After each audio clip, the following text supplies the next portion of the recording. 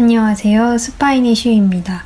오늘은 책 굿바이 게으름을 읽고 책의 저자이신 문요한 의사선생님을 찾아가서 제가 정말 게으른 건지 상담을 받았던 이야기를 해보려고 합니다. 사실 주제는 문요한 선생님을 만난 것이지만 제가 받았던 다양한 4가지 종류의 상담들 또한 소개해드리고자 합니다. 잠시 제 이야기를 하자면요. 저는 고등학생 때 우울증을 앓았습니다. 제가 첫 번째로 받았던 상담은 동네에 있는 신경정신과에서 의사선생님과 한 것입니다. 맨 처음에 병원에 가면 의사선생님께서 제 상황을 파악해야 하기 때문에 여러 장의 설문지를 작성하게 됩니다. 예를 들면 나는 우울한 생각이 든다, 매우 그렇다, 조금 그렇다, 보통이다, 그렇지 않다, 매우 그렇지 않다 이런 방식인데요.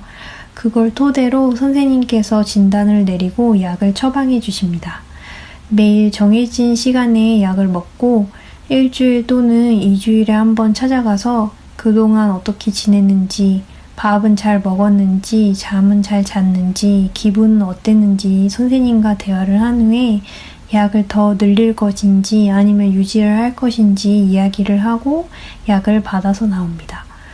첫 진료에서는 아마 설문지에 대한 비용을 따로 냈을 것 같은데 그때는 제가 학생이라서 비용은 기억이 잘 안 나네요. 그 후 매주 나갔던 진료비는 약값을 포함해서 10,000원 정도 나왔습니다. 상태가 호전되면 선생님께서 알아서 천천히 줄여주셨을 텐데 저는 항우울제를 3년 정도 복용한 후에 제 상태가 너무 괜찮아 보여서 스스로 치료를 끊었어요. 그게 문제의 시작이었죠. 고등학생 때 우울증이 생겼고 우울증이 다 나았다고 생각될 무렵에 대학에 들어갔습니다. 처음에는 씩씩하게 잘 지냈는데 지내다 보면서 우울 증상이 다시 오는 거예요. 그런데 가족들에게 말하기 어려워서 숨기고 있었는데 우연히 교내에 학생 상담소를 무료로 이용할 수 있다는 걸 알게 됐어요. 그래서 신청했습니다. 제가 받은 2번째 상담은 바로 대학교 안에 있는 학생 상담소였습니다. 여기서도 동일하게 상담 선생님께서 제 상태를 알아야 하기 때문에 설문지를 풀어야 합니다. 학교에서는 종이가 아니라 이제 컴퓨터로 클릭 해가지고 제출을 했어요. 설문지 결과를 토대로 선생님과 6개월에서 1년 정도 상담을 했습니다. 학생 상담소는 병원이 아니기 때문에 약 처방은 당연히 없었고요. 제가 겪었던 일들에 대한 이야기를 선생님께서 들어주시고 제가 오해하고 있는 부분이 있으면 교정해 주시는 방식의 상담을 했습니다. 하루는 제가 선생님께 이런 이야기를 했어요. 친구와 단둘이 있을 때 침묵이 생기면 견딜 수가 없어서 제가 계속 말을 하게 되고 친구 기분을 좋게 하려고 눈치 보고 애쓰게 된다고요. 그리고 집에 가면 오늘도 나 혼자 너무 떠들었구나. 쟤는 나를 어떻게 생각했을까? 나 너무 쓸데없는 말만 많이 한다 해서 괴로운 마음이 든다고 했어요. 그랬더니 선생님께서 그러셨어요. 그 아이도 너의 친구가 아니야? 너는 개그맨이 아니야. 너가 그 친구를 웃게 만들 의무는 없어. 두 사람 사이의 분위기를 띄우기 위해서 너만 노력해야 하는 건 아니야. 그 친구도 책임이 있어. 그러니까 가만히 있어도 괜찮아. 너도 괜찮아. 이런 말씀을 해주셨어요. 또 하루는 사람들에게 미움을 받는 게 괴롭다는 얘기를 했었는데 제가 모든 사람을 다 좋아하지 않듯이 모든 사람들이 다 저를 좋아할 수 없다는 말씀을 해주셨어요. 이런 거죠. 너 세상의 모든 사람들 다 좋아해? 그래서, 아니요, 저도 싫어하는 사람이 있죠. 그래, 누군가는 너를 싫어할 수 있어. 선생님 약간 말투 이러시거든요. 너를 싫어할 수 있어. 모든 사람들이 다 너를 좋아할 수는 없어. 그래서 그 얘기를 듣고 나서는 사랑받지 못하는 것에 대해 두려움이 많이 감소되었어요. 선생님 성함도 모르고 상담을 받았었는데 정말 감사한 시간들이었습니다. 대학을 졸업하고 나서 첫 직장에 들어간 저는 또 처음에는 잘 지냈죠. 근데 또 다시 우울 증상이 찾아왔어요. 그래서 세 번째로 심리 상담소를 찾아갔습니다. 이번에야말로 우울증을 완전히 치료하고 싶어서 인터넷에 검색해서 막 찾아갔어요. 그분들은 막 그런 아주머니들이 아침에 보는 방송 있잖아요. 거기에도 나오시는 분들이더라고요. 그 심리 상담소에는 원장님과 대표님 두 분이 계셨고, 저는 원장님과 1시간씩 10회 상담을 한 후에 그룹 상담도 한 번 참석하고 대표님과 10회 상담을 예약했습니다. 이번에야말로 내 모든 시간과 전 재산을 투자해서라도 우울증이 꼭 나았으면 좋겠어서 상당히 고액의 상담이었지만 강행했습니다. 원장님은 시간당 10만 원이었고 대표님은 시간당 15만 원을 받았어요. 그룹 상담은 하루에 50만 원이었던 것 같습니다. 상담비는 10회를 한 번에 선결제를 해야 했어요. 사회초년생에게는 상당히 큰 금액이었죠. 그래서 그 결과는 어땠을까요? 일단 저는 대표와 상담을 하다가 그만뒀습니다. 원장과 할 때는 상담 내용이 조금 아리송하긴 해도 그래도 회사에서 조금씩 적응하는 모습을 보였는데요. 그룹 상담을 했을 때는 좀 사이비 종교 집단에 와 있는 듯한 기분이 들어서 반신반의했고, 대표와의 상담은 결정적으로 그분이 내담자, 그러니까 상담을 받으러 온 사람에게 욕을 하는 거예요. 저는 정말 이게 이만큼의 돈을 투자할 가치가 있는 시간인가? 내가 왜 욕을 들어야 하나? 이게 정말 정상적인 상담이 맞는가 하는 의구심이 들어가지고 가고 싶지 않더라고요. 그 그룹 상담에서 만난 사람들은 그 대표한테 욕을 들어도 그런 취급을 당해도 대표가 잘 가르쳐주고 최고다 이렇게 얘기를 했는데 막 야 뭐야 뭐 이게 저를 부르는 호칭 자체가 욕이거든요. 싫었어요. 그래서 상담을 안 갔는데 하루는 제가 회사에서 야근을 하는데 갑자기 전화가 오는 거예요. 그러니 그 대표가 너 내가 무섭지? 이러는 거예요. 그래서 지금이라면 아니요. 무섭기보다 기분 나빠요. 라고 말을 했을 걸 그때는 그냥 막 대충 대답하고 끊었던 것 같아요. 아무튼 기분 나쁜 시간이었습니다. 사람의 아픈 거를 이용해서 그렇게 돈을 버는 거는 전 정말 옳지 못하다고 생각해요. 그 후로 저는 회사에서 우울감이 너무너무 심해가지고 다른 곳으로 이직하게 되었어요. 그렇게 옮겼을 때도 여전히 기운이 없고 만사가 귀찮고 삶에 의욕이 없어서 나 왜 이렇게 게으른 걸까 하는 마음에 굿바이 게으름이라는 책을 찾아 읽게 된 거예요. 드디어 오늘의 주제로 왔죠. 한참 옛날 일이라 사실 책 내용은 정확히 기억은 안 나는데 제 마음속에는 내가 이 선생님을 찾아가가지고 내가 게으른 건지 아니면 뭔가 정신적으로 아픈 건지 물어보고 싶다는 거였어요. 그래서 문요한 선생님 홈페이지를 검색해가지고 상담 문의 메일을 보내고 날짜를 정해서 찾아갔습니다. 문요한 선생님께서 선생님께 요즘 내 생활 패턴이 어떤지 그리고 여태까지 제가 어떤 일들을 겪었는지 많은 이야기를 했습니다. 선생님은 들어보시고는 게으름이 아니라 치료가 필요한 게 맞다는 말씀을 해주셨어요. 그런데 그 당시 선생님과 상담을 진행하는 게 비용적으로도 시간적으로도 좀 불가능해서 더 이어가지는 못했습니다. 그 외에 우울한 마음을 이기려고 여러 시도를 했었는데요. 그 중에 하나가 제가 언더더비 1화에서 소개해드렸던 스트렝스 운동을 했던 거예요. 스트렝스 운동을 가르쳐주셨던 최영민 작가님의 소개를 통해서 불량 헬스팀 소속이신 오승호 원장님을 만나 저의 4번째 상담을 받게 됩니다.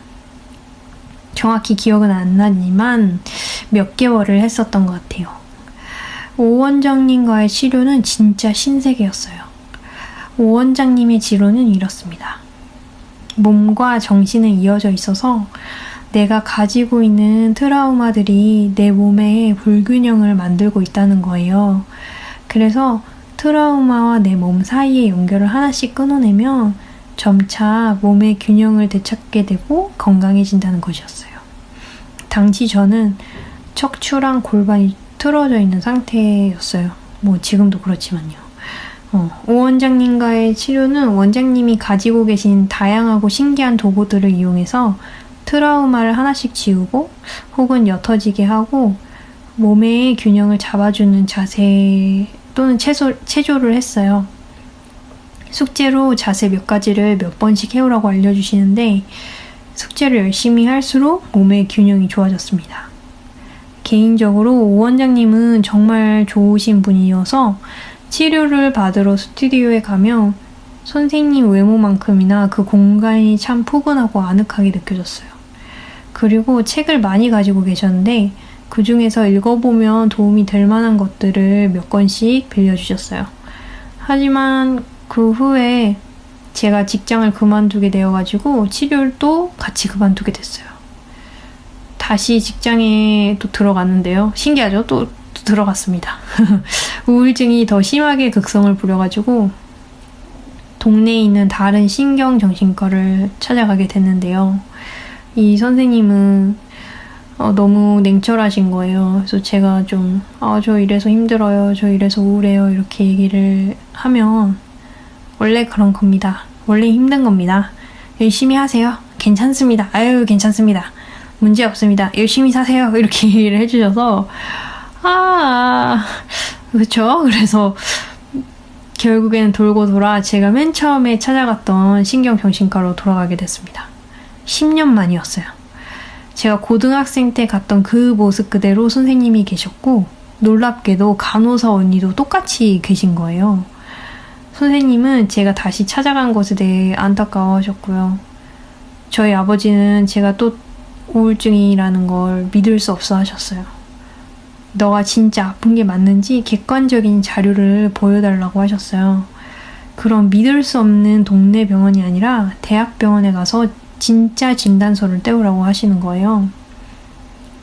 그래서 저는 우리 선생님께 사정을 말씀드리고 대학병원에서 진료 받아볼 수 있도록 소견서를 부탁드렸어요.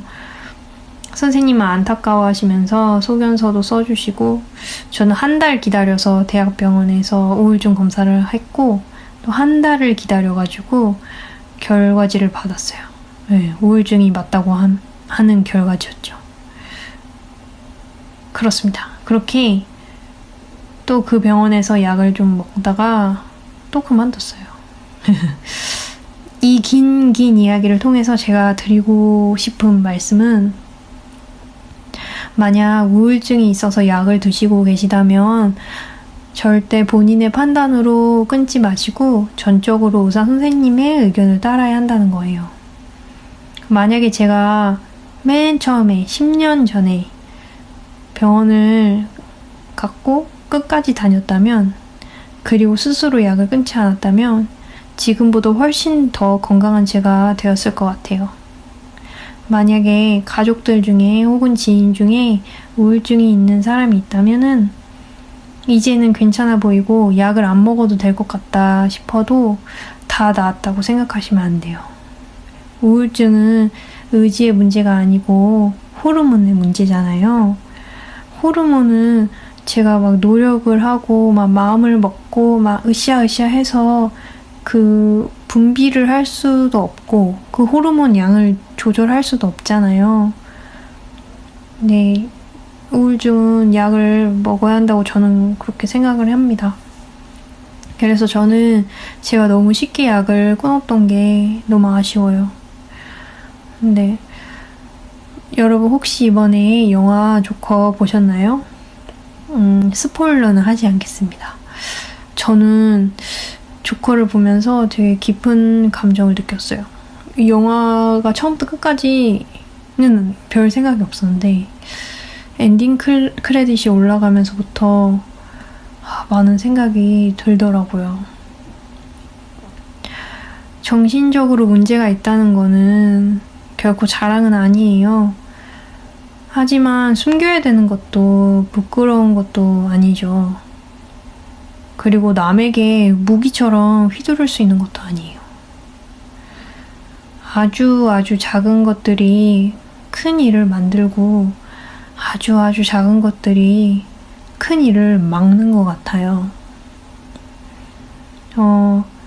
요즘에 저는 어떻게 지내냐면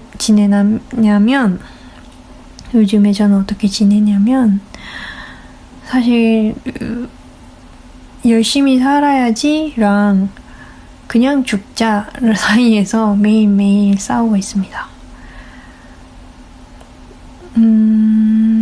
오늘은 열심히 살아야지가 이겨서 이런 걸 녹음을 하고 있죠.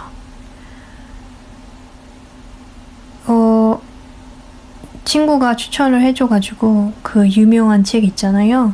미움받을 용기를 읽고 있는데 아들러 심리학에 대해 저는 이 책을 통해 처음 알게 된 것 같아요. 근데 굉장히 내용이 좋은 것 같습니다. 내가 과거에 묶여서 어찌할지 모르는 인생이 아니라 더 괜찮은 인생을 살 수 있을 것 같은 기분이 들어요. 내용 중에 마음에 들었던 거 하나를 알려드릴게요. 자기 긍정과 자기 수용이 다르다는 거예요. 자기 긍정은 내가 60점을 맞았어. 그러면 나 원래 100점짜리인데 이번에 실수한 거야. 나 원래 더 잘난 사람이야. 이렇게 생각하는 게 자기 긍정이고, 자기 수용은 맞아, 나는 60점짜리인데 어떻게 하면 100점이 될 수 있을까? 좀 노력하면 더 나은 내가 될 수 있을 것 같은데. 이게 자기 수용이라는 거예요. 제가 우울증이었을 때 혹은 우울한 누군가를 위로할 때 그런 말 많이 듣잖아요. 힘내, 기운내, 잘 될 거야. 근데 사람들이 참 위로하고 응원하는 거 참 어렵잖아요. 나 힘들어 이러는데 아무 말을 하지 않는 것도 미안하고, 그렇다고 막 섣불리 조언하기도 미안하고, 근데 그냥 힘내 이렇게 말하는 것도 누군가에는 또 상처가 된다고 하더라고요. 그럴 때 야, 너는 원래 이런 사람이 아니야. 너는 원래 더 멋있는 사람이야 라고 저도 되게 막연하게 응원을 했었던 것 같아요. 근데 이 책을 통해 자기 수용이라는 걸 보면서